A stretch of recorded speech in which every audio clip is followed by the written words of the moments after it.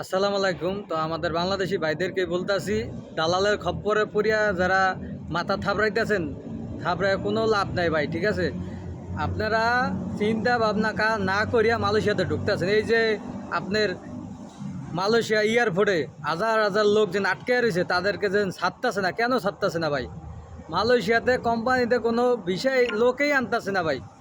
দালালেরা সাপ্লাই বিষা কোম্পানির করিয়া লোক আনতাছে, সেই কারণে মালয়েশিয়ার সরকারে বন্ধ করিয়া দিছে। যে এয়ারপোর্টের তনে ঠেকাই দিছে লোক, এখনও বহুত লোক এয়ারপোর্টে পড়িয়া রয়েছে না খায়া না লইয়া। আর হাজার হাজার লোক মনে করেন দেশে পাঠাই দিছে, এয়ারপোর্টের তনে ফেরত পাঠাই দিছে।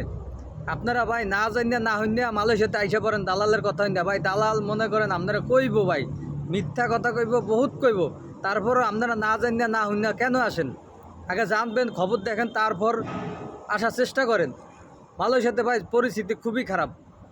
এই যে হাজার হাজার লোকগুলা যেন দেনা লেনদেন করে আইসা এখন কান্তাছে, কোনো লাভ আছে ভাই? হাজার হাজার মানুষ লোক সুদে টাকা নিছে, কেউ জমি রাইখা টাকা নিছে, কেউ আলাদ করে টাকা নিছে। এই লোকগুলা আবার দেশে যাইতেছে গা ফিরত। এই লোকগুলার কী অবস্থা হবে ভাই? তো ভাই আপনারা না জানিয়া হুনিয়া যেন আইসা এখন কান্দিয়া কোনো লাভ নাই ভাই, কান্দাকান্দি করিয়া কোনো লাভ নাই। মালয়েশিয়া সরকারের সিদ্ধান্ত নিছে যে লোক আর ঢুকাবে না, বন্ধ করিয়া দিবে। তো ভাই যারাই আসতেছেন আবার ভালো করে খবর দেখে আসেন, কিন্তু মালয়েশিয়ার পরিস্থিতি খারাপ, মানুষ আসার পর ফেরত দিতে আছে ভাই। আসসালামু আলাইকুম, নতুন আরেক ভিডিওতে কথা বলবো।